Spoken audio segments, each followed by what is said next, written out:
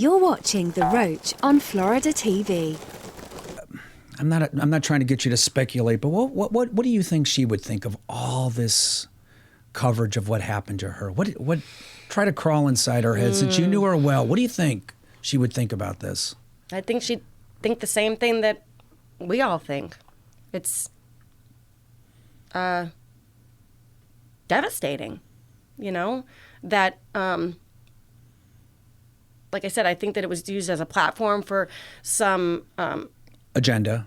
Yeah, or even not. I'm not saying in a malicious way. Yeah. Just people have different opinions and beliefs, and so maybe decided to use this as whatever. I'm not going to speculate about that or whatever, but she would think it's bizarre. Gosh. She would think it's bizarre that everyone's getting this upset at the whales about this and that. Is that what you're alluding to? She would be deeply saddened. Yeah, deeply saddened, like we all are. And for it to have happened this way, deeply saddened, like we all are. Have you had much opportunity over the years to talk to her family about it? And their yes, thoughts I'm very involved with her family. I'm involved with the foundation that her family has set up, the Don Brancheau Foundation.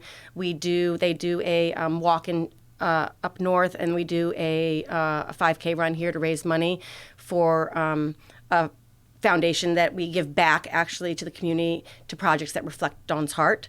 And I've been involved with it since the very beginning of it, yes. And I am still in touch with her husband. And how's he doing? Yeah, he's doing okay. Yeah, he's doing good. Yeah. I mean, he's doing good. Life,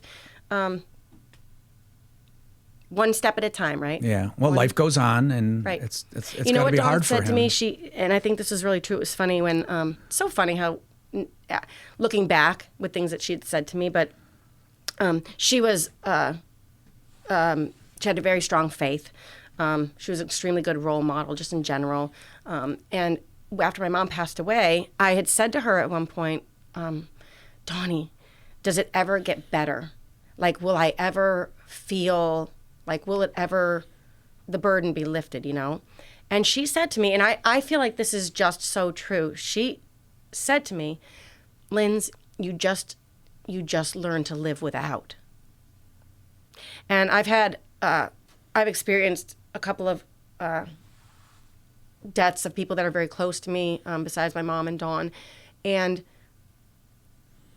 it really does come down. I mean, it's that simple and it's that complicated, right? You learn to live and navigate a life without. And what that looks like at first, you don't know, but it's just sort of a day by day, step by step. One step. One step at a time. It's tough. It's tough to let go. Humans have a tough time of letting go of each other. We hold on. Well, isn't that the big? It's interesting, right, in life, because I feel like, and this comes back again to my faith, but we're given the ability to love, right? And you can love so deeply. And the love, I mean, when you're a parent, or when you have your dog or whatever it is, you feel this love that you're like, oh my gosh, it's overwhelming, right? And then through that loss, the grief sometimes feels like it could just suffocate you. Yeah. But like, the question always comes back to, if you knew you were going to feel this way going into the relationship or going into the love, if you knew that in the end this is how it was going to end and you were going to feel this grief, would you have changed it? And the answer is always no.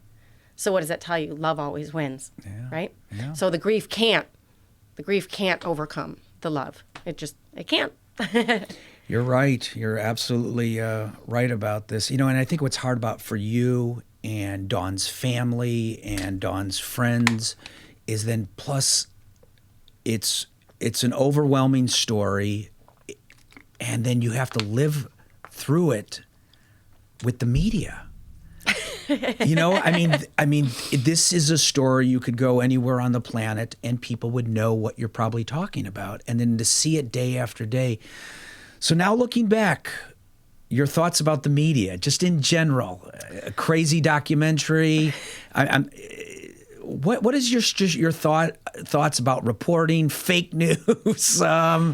Do you look at it differently, or do you understand? I mean, you get it. I mean, you understand why everyone's interested, right? Well, I think media across the board, right? You look at media across the board, and you have to be very careful what you're really listening to and what you feed yourself with, and what's considered a documentary. Right. Who your sources are. It's not just about this story, but in general. Yeah. And I have a hard time. I have some friends that I rely on to give me some good sources of where I can actually get some news that I believe I can rely on, because I think so much, I mean, now with social media. Yeah, you'll have to tell me what those sources are. Yeah, exactly. So much of it is, you have to really take it with a grain of salt. And it's so easy. You see it every day. People will write, and I'm very new to social media, like really new. Right. And, but like somebody will make a statement and then it's just passed along to everyone. Right? And then all of a sudden you find out and you're like, there's no validity in this. Like, so it's like society can't keep up with what's being put out there, and it's really hard to protect ourselves now, because your mindset is so, I don't know, it's so basically what I do is me and my husband and my son, I mean, I don't listen to a lot of news. I kind of stay in my little space, and I try to talk to people that I really trust to give me some outlets of where I can find some reliable. But when you were watching all the media reports, did you go, oh my God, what are these people talking about? Or that person they didn't work there. Or I mean, do you look back on that and go, oh my God, this is insane? Or did you go, there's a lot of good reporting, there's a lot of bad reporting? Probably more of the first.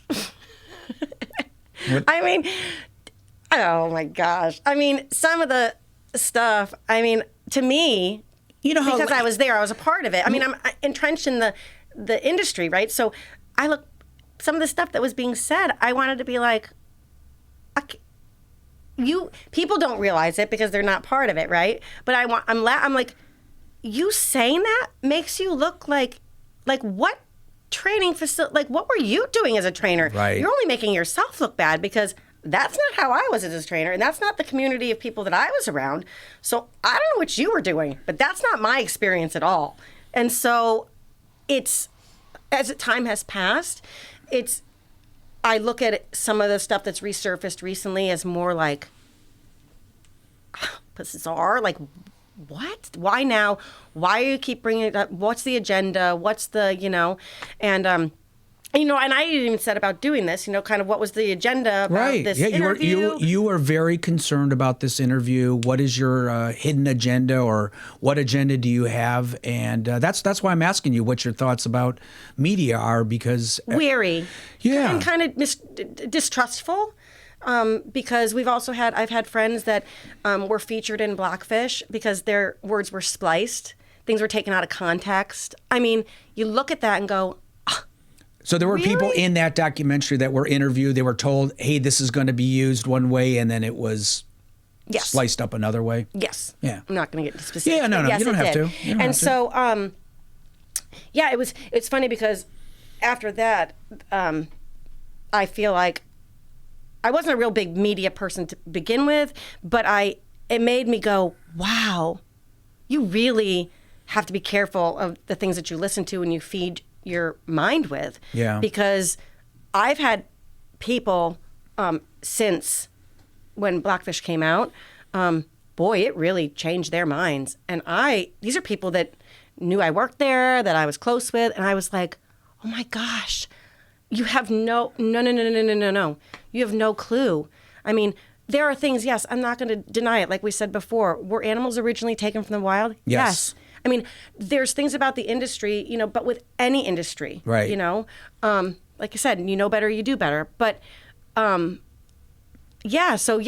weary, more distrustful. Now I look at it, I have a little bit of a lighter attitude of just like.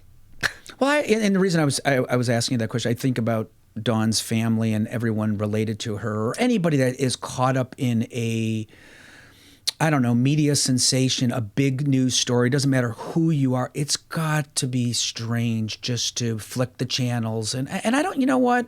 I'd say this about the President of the United States. I would say this if you're a congressperson or you're a housewife. When you're caught up in a big story, when you sit there. It's got to be weird to be hearing your name over and over and over. And again, you know a different side of it or a different version. It's just weird. It was really weird when it first came, like watching the footage of that day. I'm like, I'm so familiar with that stadium. It's home. I mean, that was like, Yeah. I mean, ins and outs. You knew every crack in the in the and sidewalk. then where to get the algae and how to hose the fish house down. And, Right. And I was like, I didn't have a place, I'll say, like, I didn't have a schema, like, in my head of where to put the information that was coming in. And it was just surreal. And for a long time afterwards, I had to keep asking people, like, okay, like, this really happened, right? This really happened, because I couldn't internalize, because I had just spoken to her, I couldn't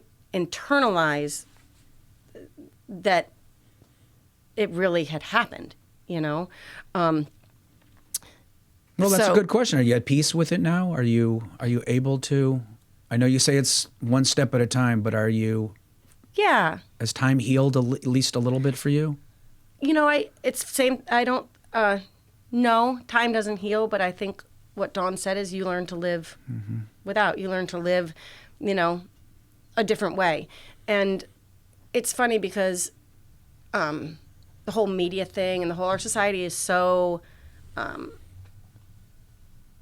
based, with the social media and all that stuff. It's hard for me to put into words. But again, the one thing that I really do have peace about is that my faith is really what has helped me realize that there's something so much bigger than all of this, all of us, all of it.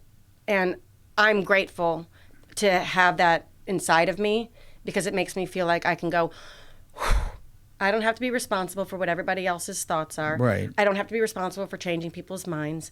I don't have to be responsible for defending Seaworld.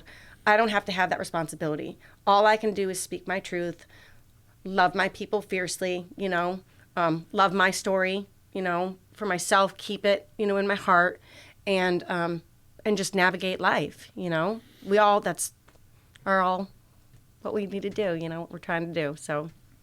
No, well said. One final thought. I want to get your perspective. Going through all this, where do you think places like SeaWorld and other marine parks are headed in the future? Do they have a future? I'm going to say yes. All right. I mean, I'm going